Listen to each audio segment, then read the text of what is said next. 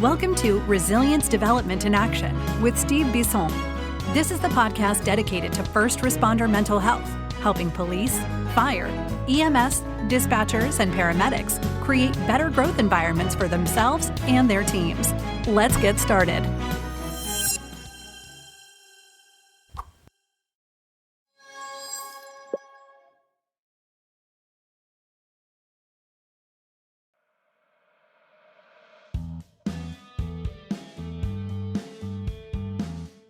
Getfree.ai. You heard me talk about it. I'm going to keep on talking about it because I love it. I've had about a year and a half, 18 months practice with it, and I still enjoy it. And it saves me time and it saves me energy. Free.ai takes your note, makes what you're talking with a client, just press record. And it does either transcript, it does a subjective and an objective with a letter if needed for your client and for whoever might need it. So for $99 a month, it saves me so much time that it's worthwhile. And if you do it for a whole year, guess what? You get 10% off. More importantly, this is what you got to remember because you are my audience that listens to Resilience Development in Action. If you do listen to this and you want to use free.ai, put in the code STEVE50 in the promo code area, STEVE50, and you will get $50 off in addition to everything we just talked about. Get freed from writing your notes. Get freed from even writing your transcripts. Use that to your advantage. Free.ai, a great service. Go to getfree.ai and you will get one of the best services that will save you time and money. And I highly encourage you to do so. Well, hi, everyone, and welcome to episode 242. If you haven't listened to episode 241, it was with Leah Maroney. We had a great time talking about different things about mental health and first responders, which brings us to this episode with I consider a friend of the podcast. I was on her podcast a couple months ago. She's now going to be on mine, and I wish she was on every year. So we'll probably have to make it something that we do regularly. Not only because I feel like we have good conversation, it is truly someone I want to go to Iowa, which who wants to go to Iowa on purpose to go meet her? So Susan Rogendorf, welcome to Resilience Development in Action. Steve, I'm born and bred Iowan, and I agree with you. It's like, I'm not sure why you'd want to come here. I mean, Des Moines is fantastic. There's a lot of fun things to do there. Iowa City, they have a lot of fun stuff. We have the University of Iowa hospitals up there too, do great work. But beyond that, come out and enjoy the soybeans and cornfields. I don't know what to tell you. We got the Mississippi River. That's our claim to fame. There are a lot of people like to visit that because of literature and history, but I ain't got nothing for you on that one. Well, maybe I'll try to manage it during the football season and go there for a college football game of some sort. I would highly recommend that. That is another big draw here. So, and we do have a hockey, well, I wouldn't say huge hockey fandom in that, but we've got our local one here in the Quad Cities, and so we have some winter sports and stuff too, but football is where it's at. Absolutely. You've got, look, I'm going to say something that's weird for people who don't know how much I love hockey, but I do know you have the Iowa Wild, which is an AHL team, and it's Minnesota Wild's farm team. And I actually know one player on that team. So that's why I also know that there is an AHL team in Iowa. See, the connections to Iowa, they keep dropping up for you when you least expect it. So that's why I got to go. I mean, if anything, I'll get some good football. But more importantly, I get to meet you. And, it was funny because I was talking to you previous to the interview. When I was on your podcast a couple of weeks ago, I had a client say, you guys have great chemistry. How many times have you met? I'm like, including today, 0. We've met on Zoom many times. And, they just mentioned how much chemistry we had together. So really appreciate that. And hopefully we can give a little bit of that indication here too. I don't think we ever have a problem with that, Steve, because I think, and people are like, why do you call him a brother from another? It's like, I don't know what to tell you. The chemistry is there, and it's been there since day one, because it was kind of like a cold call situation where I can't remember. I don't know if you reached out to me or I reached out to you to be on one another's podcasts. And after that initial podcast, man, we were up and running, and it was such a great time. I think if I remember correctly, is I saw you as the sweary therapist. I can't remember on like one of those Probably social, Instagram. yeah, something like that. And then I saw Fuck the Rules podcast. And I'm like, hey, you'd like this. And you're like, yeah, of course, I fucking host it. I think that's how we met, if I remember correctly. I think you're correct. Yeah, that kind of jogs my menopause brain here up a little bit. I think you're correct on that one. So I have no qualms about making like silliness of myself as long as it's like done in like I wish I did it on purpose. It would be funnier, but no, I really did it because I was caring. but you know what? You just file it away for when you can use it next time. It's okay.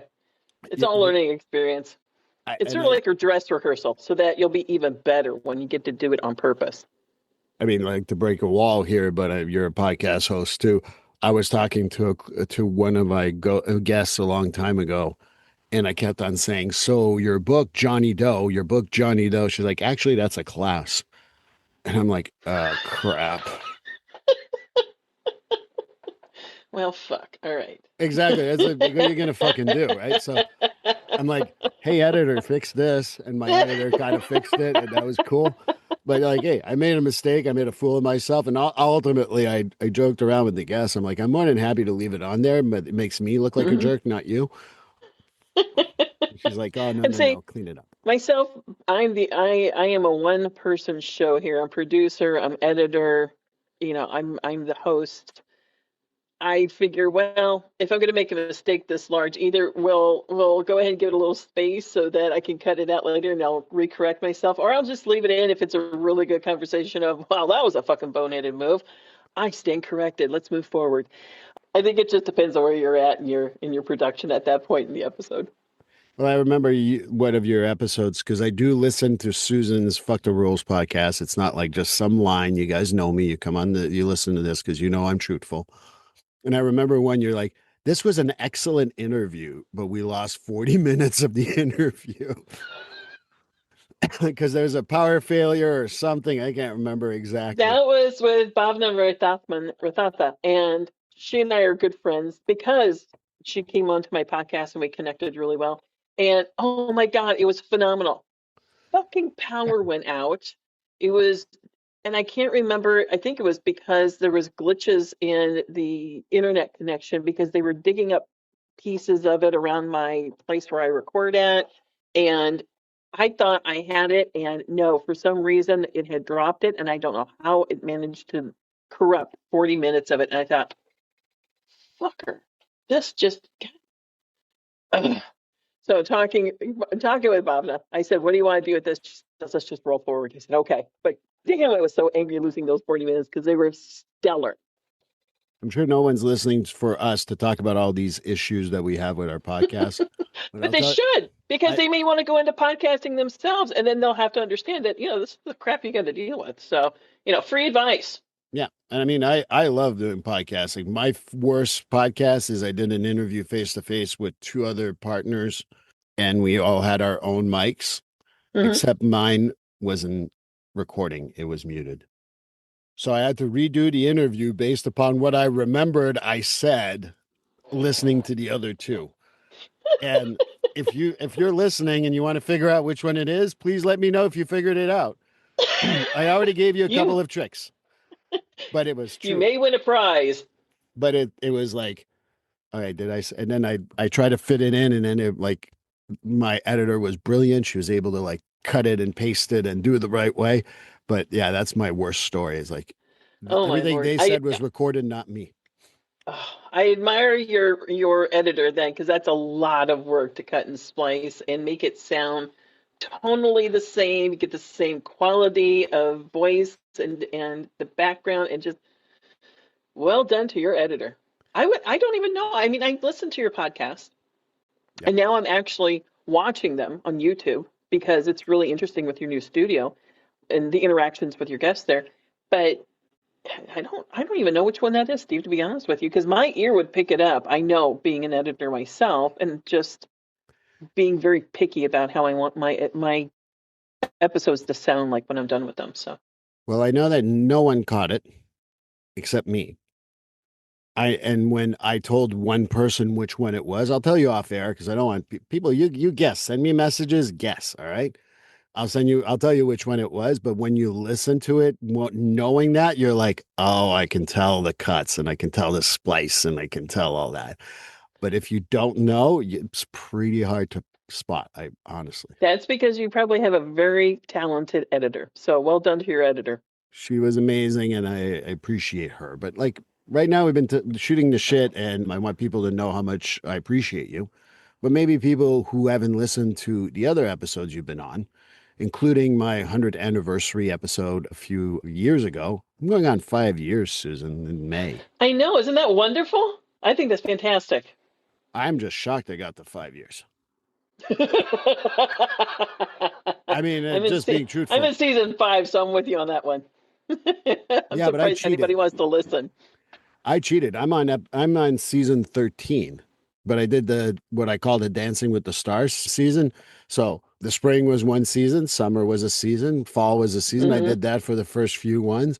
And now I'm up to, once I hit 10, it looks legitimate when you have a double-digit season. And that's how I cheated to, like right now, we're on season 13. How can you say that's cheating? That's not cheating. You did the work. You did the work that counts. Well, I didn't put it out yet in my newsletter, but I calculated if you want to listen to my podcast end to end for every interview that's original, because I do have repeats, but just the original ones, it would take you 6 days and 12 hours to listen to all. It would all be original content. That is a lot of information coming down the pipeline for you. But honestly, Steve, that's why I like your episodes, is that every time I listen, I do learn something different, or I learn how a different perspective will adjust my perspective of seeing an issue, or how someone else responds, or how they're living their lived experience in a way that I wouldn't have ever known. So that's a lot of information to download at one time. I don't think I can sit through it for 6 days.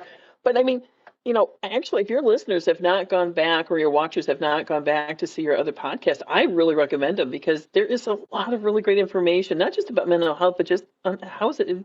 It's hard to be human, and how are these people doing it?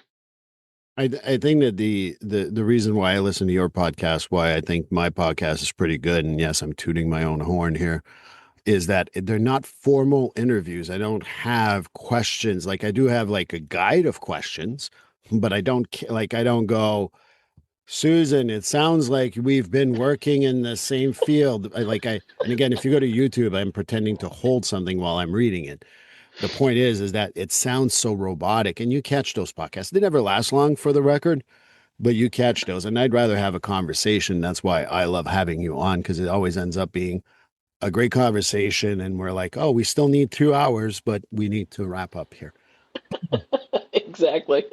So like when you were on my last episode, and it was just, I hated to do it, but I had another interview lined up that we had to cut it short at like an hour 15, I think. And we could have gone on for several hours. So. And as we do right now, because this is the intro still, and we're like, 12 minutes in. But I think that might be helpful for people to know maybe who you are if they haven't caught you on the other 3 episodes. My name is Susan Rogener. I am a licensed mental health professional. I am licensed in Iowa and Illinois. I'm also a licensed clinical mental health counselor. I'm also a certified clinical trauma professional. I've gone through extra training and made sure that I have the extra hours put into learning and updating my information as a trauma professional. I work specifically with persons in the LGBTQ plus community. I'm a part of that. I think it's important. A lot of trauma in that. And I also spend a lot of time with my folks in first responders, EMS, military, folks that live and work. I shouldn't say live, but it feels like you live there because of the shift hours that you have to do. The hospitals, ERs, clinics that are like the urgent cares, even regular clinics. And I'm talking nurses, NPs, CNAs, things that happen that you come into contact with people not on their best day. And it's difficult. And then there is the trauma that you live through with people that you're trying to take care of. So those are the kind of people that I work with in my private practice. I also have a second gig as a counselor through a telehealth company that I do part-time, because I don't have enough to do, but it's another way to reach people. Those folks tend to be more about mainstream civilians. I don't have anyone in my communities that fit the people that I see through that secondary gig I do. And then, of course, I have my podcast, Fuck the Rules podcast. Season 5 just started.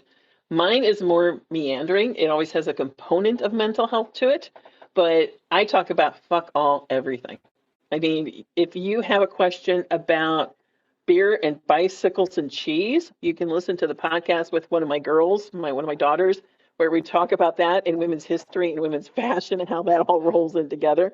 And then, I talked to someone that is a person that I truly admire and the work that he's done, and that's Gary. And he did an episode with me talking about being there as a peer support for other people in military and police work for mental health stability and mental health support. So I run the gamut of everything I talk to people, and as well as to the topics I talk to as well. So that's kind of how it is. And then on top of that too, I do some mentoring for folks that are in mental health, that are therapists themselves. They're looking for someone to kind of get guidance and support in the work that they do. They may be fairly new off supervision and they still kind of want that helping hand. Right. I'm closing out the supervisory type of things that I used to do with persons who were still needing supervision to do the work they're doing before they get permanent licensure. So I'm phasing that portion out of it. I'm going to stick with the mentoring, though, for a little bit longer. So that's kind of who I am. Yeah, that's a very small nut to crack, right? A lot of stuff Yes. that you do. And Yes. if you listen to Susan's episode, you'll know which one is the favorite child and which one is the first child and so on and so forth. So a little spoiler alert here if you want to go and get it and go check it out. Number one child tends to be my co-host. Yes. Well, I just want to make sure people know who's the number one child. Oh, she'll let you know. You've never made me do the interview with her. So, hey, game on. Well, I guess that's going to have to be another episode between you and my co-host, number one child, and myself, and that'll be a good time. I will have to do that. But, you talked about all the connections you have, obviously, with, the LGBTQ community. Being part of that community really helps, and you talked about working with, the civilians. I think that's also something that I enjoy. I tell people all the time that I do work with civilians. Why? Because if I only work with first responders, I'd absolutely go insane and I'd be the one having to be at the rubber room and what do you call that? The grippy sock vacation, as some people. The grippy sock vacation. So that's why I don't just do that. And I like the civilians. But, I'm more interested in, because of the theme of the podcast in general, is the first responder world. What's your association with that particular crowd in general? I know we both work crisis, but I'm sure there's more to it. Well, before that, I have family that have been in the medical field and also military and also now police work. And for a long, long time, the work that you were doing in those fields, you weren't expected to respond to it as a human being would. Right. You just suck it up and move on. That you signed up for it. You know what you're getting yourself into. Move on. Nobody gets a pity party. Right. And some people may find that offensive, what I just said, and it should feel offensive, but that was the way it was done. That's what I remember in the 70s. The fact that I also saw that continuing forward with the work that I did in the ER, and my folks who are in military also come into the hospital work, either as paramedics, EMTs, police, even nurses. So the military never really leaves. So it's almost a double dose of you don't ask for help. You just get through it, bear with it, and move on to the next thing. All of that, when I graduated, I thought, man, I want to go out there. I want to help everybody. Okay, now, which is a fucking stupid thing, because when I graduated, it was in my late 40s. After I got done with master's, and I got my temporary license to go out and go forth and heal. I should have known better. But I don't know. I guess for me, it was in working with people that weren't in the specific cohorts that I concentrate on now. I could work with them, but I didn't feel challenged by it. I didn't feel as though Right. what they were bringing, I could be absolutely the best for them. When I started seeing folks that are in my queer community, and I don't mean to make anyone feel upset or slighted by saying the words queer community, but that's how I identify and Right. that's how I call it. You can call it anything you want, but that's what I'm meaning is the LGBTQ plus community. Right. Those were folks that I knew. I understood what was going on for all of us. I understood the fight. I came out late in my life as queer and cisgendered female. So I understood a lot of what people were struggling with. And so I started talking to folks that were coming to my office for sessions about that. And I felt challenged in a way that felt I was stretching my muscles. I was utilizing the skills I had learned in my experiences. When I started seeing folks from EMS, whatever that career is, everything from officers to correction officers and dispatch to hospital workers and everything else, I really felt these are my people. I want to make sure they understand that there are folks like myself that are out here. There's not many of us, Steve. You and I are No. pretty rare creatures that we have the backgrounds that we do to become therapists specific for these groups. They don't have to be educated in the sense that I won't say that they don't have to be educated. The therapists don't have to be educated by them, because that's the thing that they have to fight against a lot of the time is that they come in and the person may not have the experience that you and I do, and they'll not know what police codes are or getting a code off dispatch, or what does it mean to be a dispatch worker, or what is it that a police officer has to do when they show up on scene for a domestic and it turns into gun violence. I mean, these are things that you and I have seen from the side views of rolling up on scene that they've dealt with, Right. or the aftermath of where we're having to work with people to help them through the trauma that's going on and try to de-escalate people. And that can make a person feel very hesitant at the very least, or very resistant at the most, that I'm not going to go see a therapist who doesn't fucking get it. Or the worst is unfortunately I've heard from various sources. So tell me your worst story. That was exactly where I was going because I knew you were going to say that. What the fuck are you doing? I mean, this is about trauma-informed care, and that's for everybody, not just for my folks who are in the emergent services and first responder work.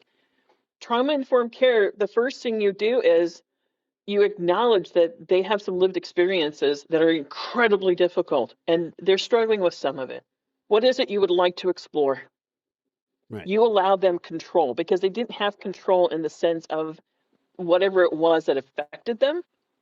You don't ask them to relive the trauma for you like a dancing fucking pony. You know, they're not there for your entertainment. They're there to get help. And I could be on that soapbox all damn day. It really fucking bothers me that, and people do it all the time. It doesn't matter what their background is. So, what's your worst story? What's the worst thing you saw? Blah, blah, blah. It's like, you really want to talk about this? You want to talk about a code pink? Right. I don't think you do. And I think that you make another excellent point is that when people ask you about your worst story, which therapists do that constantly, by the way, this is not news to me. I've encouraged some officers. I'm like, look, you don't have to see me. You want to go see a regular you want to see a regular therapist? Fair by me, it's fine. I said, but if they do ask you about your worst day, ask them why they became therapists and what trauma caused that. And if they say, why would you ask me that question? I said, well, why would you ask me that question? Exactly. Fucking to the point. Exactly. Yes. It's not, it's the dumbest thing in the world. I mean, it's also why I have a couple of police officer friends and even my clients who say, I don't want to go to a civilian barbecue because that's always the first thing. Hey, did you ever see a dead body? Oh yeah. By the way, want a hot dog? Yeah. You know, Because so, it's considered entertainment. And I don't know, Steve. I mean, part of this, and if anybody's listened to my podcast, they know that I have a real boner for media. It can be really, really great, but a lot of times it's shit because people get this information and they see it as entertainment. you have these shows, you have these movies, and it glamorizes a lot of the significant situations that our emergent folks go to or they have to deal with, especially behind the scenes, like with dispatch, which, by the way, I'm always going to bring this up. Dispatch is like the redheaded stepchild. Nobody seems to want to talk about how significant their roles are in helping other people do their job in emergent situations. Right. And they don't get to complete the calls. They don't get the benefit of having that closed loop of the enactment of getting services to a sudden crisis that gets dropped in left by phone call. So I want to make sure people understand that they should also be thinking about dispatch when I talk about emergent services.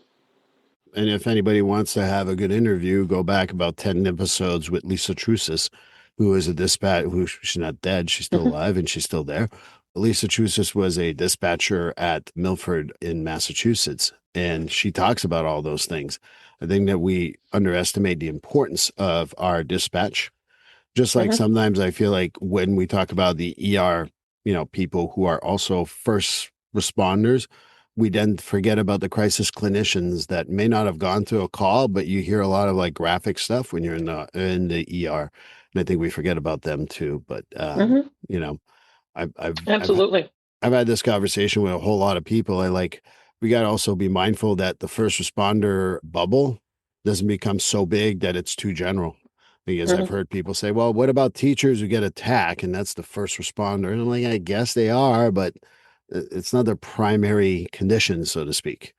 So I've had a lot of conversations about different types of people. But for me, I keep my correction people, the ER folks. I give a special shout out to the ICU, NICU people. And then the EMS traditional people, dispatch, fire, EMS. Why am I blanking? Paramedic, EMT. EMT? Yeah. And police, fire, trooper, sheriff, LEOs in general. Yeah. And I think that's where we gotta be mindful about the first responder world is so small, just like I was talking about. Please like, subscribe, and follow this podcast on your favorite platform. A glowing review is always helpful. And as a reminder, this podcast is for informational, educational, and entertainment purposes only. If you're struggling with a mental health or substance abuse issue, please reach out to a professional counselor for consultation. If you are in a mental health crisis, call 988 for assistance. This number is available in the United States and Canada.